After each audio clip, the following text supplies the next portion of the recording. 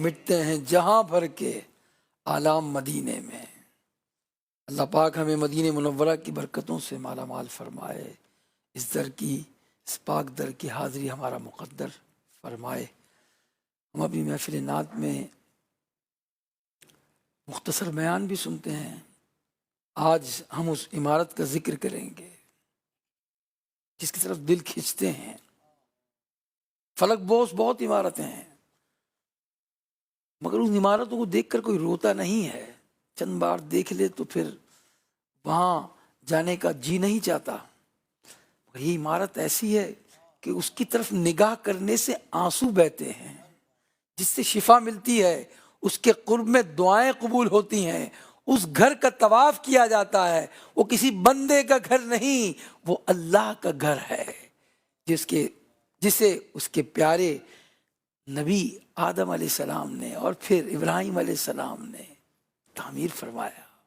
جی ہاں، کعبہ شریف سے شفا ملتی ہے۔ علماء فرماتے ہیں کعبہ مشرفہ کی برکات میں سے ایک برکت یہ ہے کہ پرندے اس کے ادب کے پیش نظر اس کے اوپر سے نہیں گزرتے۔ کوئی پرندہ کبھی کعبے کی چھت یا اس کی دیوار پر نہیں بیٹھتا۔ ہاں، وہ پرندہ جو بیمار ہوتا ہے نا، وہ پرندہ کعبے کی چھت پر بیٹھتا ہے، اور وہ پرندہ جو بیمار ہوتا ہے وہ اس کے اوپر سے گزرتا ہے۔ اس اوپر سے گزرنے اور کعبے کی چھت سے اپنے آپ کو مس کرنے سے اس کو شفا مل جاتی ہے۔ کتاب میں لکھا ہے کہ اہل مکہ کا سالہ سال تک یہ دستور تھا کہ کوئی بچہ پیدائشی گونگا ہوتا تو اسے کعبہ شریف میں لاتے اور کعبے کی دروازے کی چابی اس کے منہ میں رکھتے تو اس کی برکت سے وہ بچہ بولنے لگتا۔ علامہ احمد بن علی فاسی رحمۃ اللہ علیہ 433 سنہ ہجری کا واقعہ بیان کرتے ہیں کہ کعبے کے کونے، جس کو رکن یمانی کہتے ہیں، اس کی انگلی کے برابر ایک پتھر ٹوٹ گیا تھا۔ کعبہ جو ہے اس کے 4 کونے ہیں۔ رکن اسود کارنر کہتے ہیں، جو اس کا کارنر ہے اس کو رکن کہتے ہیں۔ پہلا رکن اسود ہے، پھر رکن عراقی ہے، یعنی جو عراق کی طرف جس کا رخ ہے، اور پھر رکن شامی ہے شام کی طرف، اور پھر رکن یمانی ہے یمن کی طرف۔ یہ 4 کونے ہیں، بڑے بابرکت ہیں۔ تو ایک کونے کا ایک حصہ جو انگلی کے برابر تھا ٹوٹ گیا، لوگوں نے اس کی طرف توجہ نہیں کی، اس کی مرمت بھی نہ ہو سکی۔ پتھر کا اتنا چھوٹا سا کعبے کا ٹکڑا کعبے سے جدا ہوا۔ جدا ہونے کی نحوست یہ ہوئی کہ مکہ مکرمہ میں وبا پھیل گئی، آئے دن لوگ مرنے لگے۔ اس وبا کا شکار جو بھی ہوتا 3 دن کے اندر وہ مر جاتا۔ بالآخر خراساں کے رہنے والے ایک نیک بندے کو خواب میں یہ رہنمائی کی گئی کہ وہ ٹکڑے کو ڈھونڈا جائے اور کعبے سے اسے لگایا جائے۔ جیسے ہی وہ کعبے سے اس کو جوڑا گیا وہ وبا ختم ہو گئی۔ سبحان اللہ۔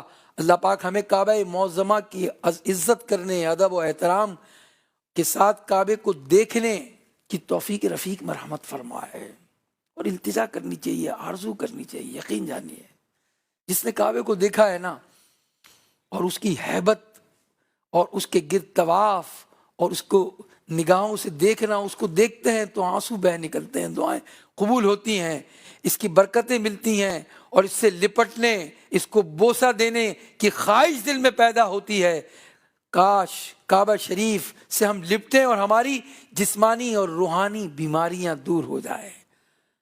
شعر میں کہا گیا نا، تو مکہ دکھا دے مدینہ دکھا دے، میرے دل میں مکہ مدینہ بسا دے، شرف دیدے کعبہ کا دے دے الہی، مجھے سبز گنبد کا جلوہ دکھا دے، تو جسمانی بیماریاں دور فرما، تو جسمانی بیماریاں دور فرما، دے روحانی امراض سے بھی شفا دے۔ کعبہ شریف کی تاریخ مدنی چینل کے ناظرین بہت پرانی ہے۔ روایت میں بیان کیا گیا، روایت کے مطابق کعبے کو 10 مرتبہ تعمیر کیا گیا۔ جی ہاں، روایت کے مطابق کعبے کی پہلی جو تعمیر ہوئی وہ فرشتوں نے کی، پھر آدم علیہ السلام نے دوسری مرتبہ اس کو تعمیر فرمایا۔ سنیے مدنی چینل کے ناظرین، اللہ پاک کے نبی آدم علیہ السلام جب جنت سے اس دنیا میں تشریف لائے تو آپ کو یہاں تنہائی اور وحشت محسوس ہوئی۔ چنانچہ آپ نے اللہ پاک کی بارگاہ میں فریاد کی تو اللہ پاک نے کعبے کو تعمیر کرنے کا حکم دیا۔ آدم علیہ السلام نے کعبہ شریف کی تعمیر فرمائی۔ اس وقت فرشتے 5 پہاڑوں کے پتھر لا کر انہوں نے آپ کی خدمت میں پیش کیے، جس سے کعبہ مشرفہ کو تعمیر کیا گیا۔ ان 5 پہاڑوں کے نام کیا تھے؟ پہلا پہاڑ کوہ لبنان، دوسرا کوہ طور، تیسرا کوہ زیتا، چوتھا کوہ جودی جس میں حضرت نوح علیہ السلام کی اس پہاڑ پر کشتی ٹھہری تھی، اور 5واں کوہ ہرا جو مکہ مکرمہ میں ہے۔ علماء فرماتے ہیں خانہ کعبہ چونکہ نمازوں کے لیے قبلہ ہے اور نماز 5 وقت کی فرض ہے، اسی مناسبت سے کعبے کی تعمیر 5 پہاڑوں سے ہوئی ہے۔ پیارے اسلامی بھائیوں اور مدنی چینل کے ناظرین، کعبہ شریف بیت اللہ ہے، اس کی کیا نرالی شان ہے۔ کعبہ شریف سے متعلق کچھ اور دلچسپ معلومات سنیے۔ علماء فرماتے ہیں کہ کعبہ شریف کی عمارت مربع شکل کی ہے، اس لیے کعبہ شریف کو کعبہ اس لیے کہتے ہیں کہ یہ 4 کونوں والا ہے۔ اور لفظ کعبہ کا ایک معنی بلند ہے، ابھرا ہوا ہے۔ پہلے زمانے میں لوگ کعبے کی عزت اور حرمت کے پیش نظر اپنے گھروں کو گول بنایا کرتے تھے، اس طرح نہیں بنایا کرتے تھے کہ اس کے 4 کونے ہوں، اور کعبہ شریف سے اونچے بھی اپنے مکانات کو نہیں کرتے تھے۔ اور چونکہ یہی مکان مبارک، یہ کعبے کے گرد گرد جو مکان تھے وہ کعبے سے بلند نہیں ہوتے تھے۔ کعبہ شریف پر جو پہلا غلاف چڑھایا گیا اس کے متعلق کتابوں میں لکھا ہے کہ وہ ایک شخص نے کعبہ شریف میں پہلے غلاف نہیں ہوتا تھا، سب سے پہلے طبہ حمیری نے کعبے پر غلاف پہلا چڑھایا، اور اس کے بعد پھر جو ہے کعبے پر غلاف چڑھائے جاتے رہے۔ اور کعبہ شریف کے غلاف کا رنگ شروع سے سیاہ نہیں ہے، مختلف زمانوں میں دوسرے رنگوں کے غلاف بھی چڑھائے جاتے رہے، البتہ اب عرصہ دراز سے سیاہ رنگ کا ہی غلاف چڑھایا جاتا ہے۔ عاشق جب جو ہے اپنی نگاہ کسی چیز پر ڈالتا ہے، کعبے پر ہو یا گنبد خضرا پر ہو، تو پھر جو ہے اس کی بات اس پر ظاہر ہوتی ہے، عشق کی بات۔ اعلیٰ حضرت نے اپنے کلام میں آپ کہتے ہیں سر سبز وصل یہ ہے، سیاہ پوش ہجر وہ۔ تھوڑا سا مشکل ہے مگر سمجھنے کی کوشش کریں۔ سر سبز وصل یہ ہے، گنبد خضرا کو دیکھتے ہیں تو فرماتے ہیں کہ یہ سر سبز ہے، اس لیے سر سبز ہے گنبد خضرا کہ اسے نبی کریم صلی اللہ علیہ وسلم کا قرب ملا ہوا ہے۔ سر سبز وصل یہ ہے، سیاہ پوش ہجر وہ۔ کعبہ سیاہ کیوں ہے؟ اس پر سیاہ غلاف کیوں ہے؟ کہ وہ نبی پاک کے ہجر میں ہے۔ تو سر سبز وصل یہ ہے، سیاہ پوش ہجر وہ، چمکی دوپٹے سے جو حالت جگر کی ہے، یعنی گنبد خضرا کا سبز رنگ ملنے کی، نبی پاک کے قرب کی علامت ہے، اور کعبہ معظمہ کی سیاہ رنگ کی جدائی کی علامت ہے۔ یہی رنگ دل کی بات ظاہر کر رہی ہے کہ نور والے آقا سے جو ملا ہوا ہے وہ خوشی سے سر سبز ہے، اور جو دور ہے وہ گویا غم میں سیاہ لباس پہنے ہوئے ہے۔ سبز وصل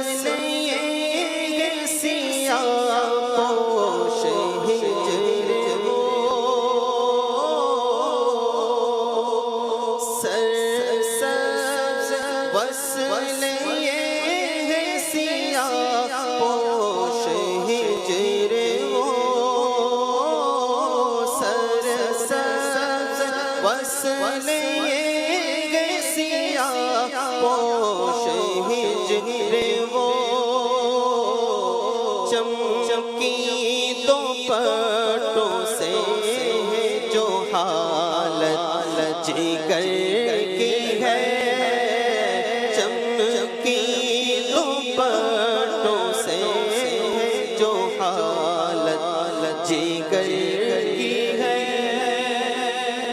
تو جو قرب میں ہے وہ سر سبز ہے، اور جو دور ہے وہ جو ہے سیاہ پوش ہے۔ اللہ پاک ہمیں بھی وصل نصیب فرما دے۔ پیارے نبی صلی اللہ علیہ وسلم کے دادا جان حضرت عبد المطلب نے کعبہ شریف کو ایک بار سونے سے سجایا تھا، اسی طرح ولید بن عبد الملک نے اپنے دور میں 36,000 سونے کی اشرفیاں بھیجی اور اپنے گورنر کو حکم دیا کہ کعبے کی دیواروں پر سونے کا کام کروایا جائے، سونے کا پرنالہ بنایا جائے، ستونوں پر بھی سونا چڑھایا جائے۔ اسی طرح جو ہے امین بن ہارون رشید نے اپنے دور حکومت میں کعبے کے دروازے پر سونے کے پتھر چڑھوائے، اس میں سونے کی کیلیں لگوائیں۔ پیارے اسلامی بھائیوں، مدنی چینل کے ناظرین، کعبہ بہت ہی بابرکت مقام ہے، اس کی بہت ساری خصوصیات ہیں۔ قرآن مجید میں رب کریم سورہ بقرہ میں فرماتا ہے وَإِذْ جَعَلْنَا الْبَيْتَ مَثَابَةً لِلنَّاسِ وَأَمْنًا، اور یاد کرو جب ہم نے اس گھر کو لوگوں کے لیے مرجع اور امان بنایا۔ اس کا آیت کریمہ میں کعبے کی 2 خصوصیات بیان ہوئی۔ کعبہ شریف لوگوں کا مرجع ہے، یعنی لوٹنے کا مقام ہے، اور دوسری بات کعبہ امن کی جگہ ہے۔ مفتی احمد یار خان نعیمی فرماتے ہیں اس مقام پر سارے جہاں کے لوگ جمع ہوتے ہیں، جو ایک بار وہاں آتا ہے وہ بار بار وہاں آنا چاہتا ہے، راستے کی مصیبتوں کی پرواہ نہیں کرتا، گرمی ہے، تپ ہے، تکلیف ہے، مگر ایک بار دیکھنے کے بعد بار بار کعبے کے طواف کے لیے جانا چاہتا ہے۔ جو دنیاوی مشاغل سے فارغ ہو جاتا ہے اور وہ اپنی آخری عمر میں قدم رکھتا ہے، اللہ اللہ کرنے لگتا ہے، کعبہ جانے کی کوشش کرتا ہے۔ انبیاء جن کی قوموں پر عذاب آیا انبیاء کرام کی، وہ اپنی قوم کی ہلاکت کے بعد عموماً یہیں کعبے کے گرد آ گئے اور آخر تک یہیں رہے۔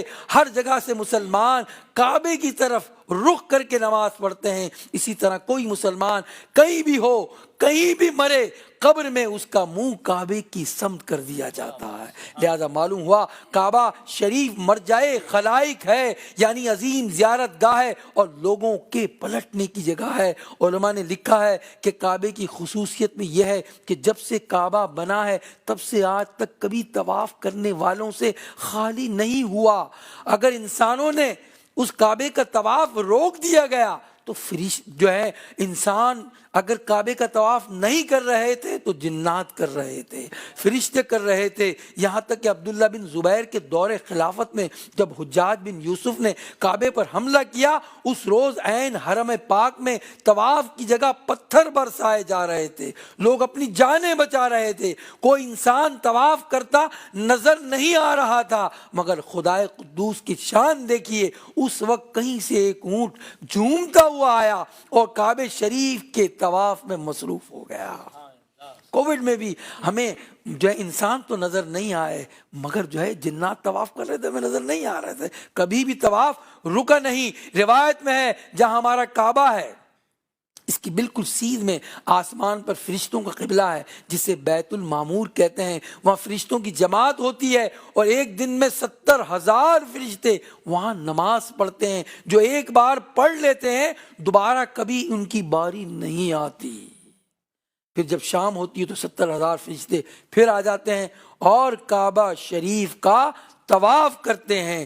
یہ ہے کعبہ شریف کی خصوصیت کہ یہ وہ مقام ہے جہاں ہر وقت اللہ کی عبادت ہوتی رہتی ہے۔ ایک مرتبہ حضرت سلیمان علیہ السلام اپنے لشکر کے ساتھ ہوا میں اڑتے جا رہے تھے، آپ کا کعبہ کے شریف کی طرف کے قریب سے گزر ہوا، مگر آپ وہاں ٹھہرے نہیں، آگے تشریف لے گئے۔ یہ معاملہ دیکھ کر کعبہ رو دیا، بارگاہ الہی میں عرض کرنے لگا، اے اللہ پاک، تیرے نبیوں میں سے ایک نبی اپنے لشکر کے ساتھ یہاں سے گزرے مگر میرے پاس نہ آئے۔ اس پر اللہ نے فرمایا، اے کعبہ نہ رو، میں اپنے بندوں پر تیرا حج فرض کر دوں گا، جو تیری طرف ایسے آئیں گے بندے جیسے پرندے اپنے گھونسلے کی طرف آتے ہیں، وہ تیری طرف ایسے روتے ہوئے دوڑیں گے جیسے اونٹنی اپنے بچے کے شوق میں دوڑتی ہے۔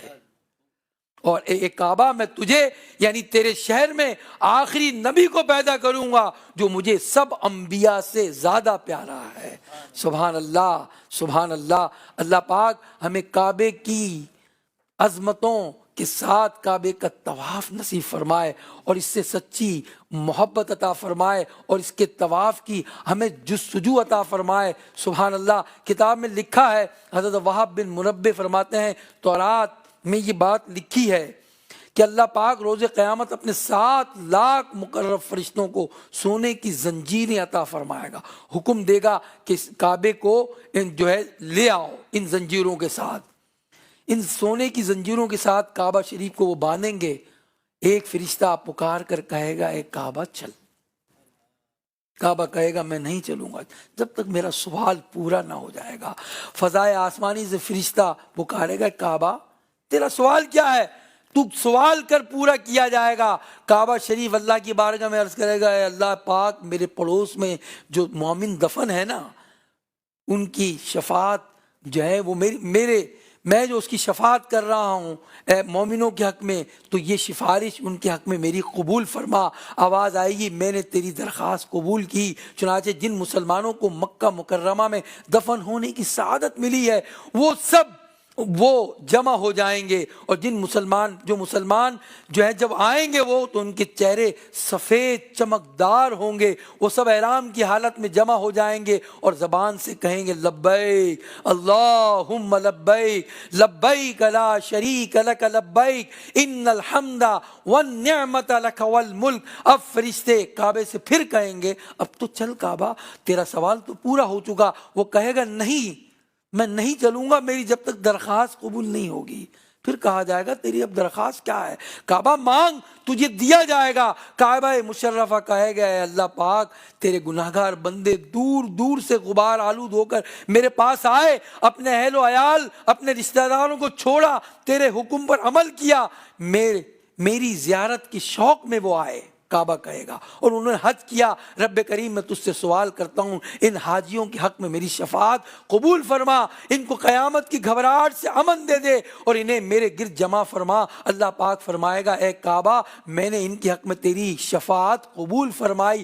فرشتہ اعلان کرے گا جس نے کعبے کی زیارت کی وہ دیگر لوگوں سے الگ ہو جائے, اور یہ اعلان سن کر اہل محشر میں سے وہ تمام لوگ جو کعبے کی زیارت سے مشرف ہوں گے, وہ جنہوں نے حج کیے ہوں گے عمرے کیے ہوں گے, وہ سب کے سب الگ ہو کر کعبے کے گرد جمع ہو جائیں گے. ان کے چہرے بھی سفید ہوں گے چمکدار ہوں گے. جہنم سے بے خوف ہو کر وہ کعبے کا طواف کریں گے اور وہ زبان سے کہہ رہے ہوں گے لبیک اللہم لبیک. اب فرشتہ پکار کر کہے گا کعبہ اب تو تیرا سوال پورا ہو گیا نا, اب تو چل.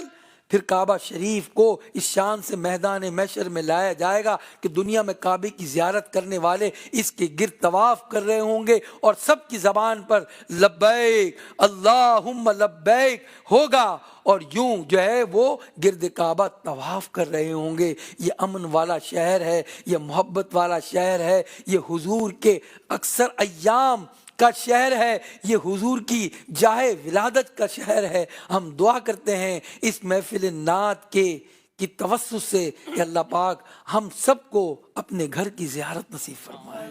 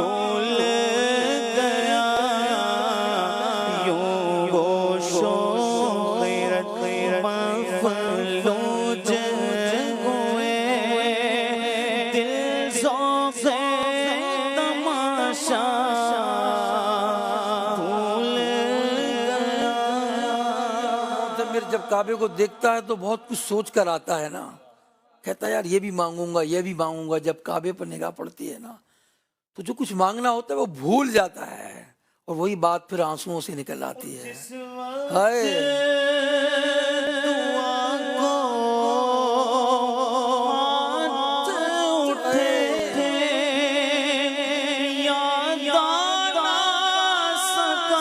جو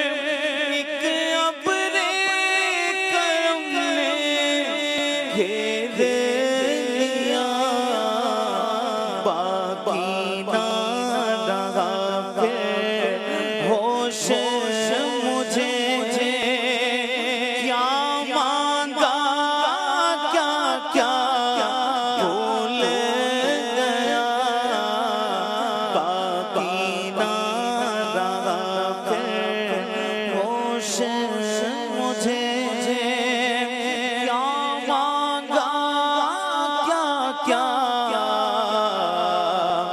بھول گیا. سبحان اللہ. کعبے کو دیکھ لیتا ہے، مینا و عرفات کے مناسک ادا کر کے اب مدینے پہنچتا ہے. ہم دعا کرتے ہیں اور اشعار میں کریں گے، سنیں گے عارف بھائی کی زبانی. یا رب اوج پر پھر میرا نصیب ہو، پھر جانب طیبہ نصیب ہو. اللہ کرے کہ یہ دعائیں ہم سب کے حق میں قبول ہو جائیں.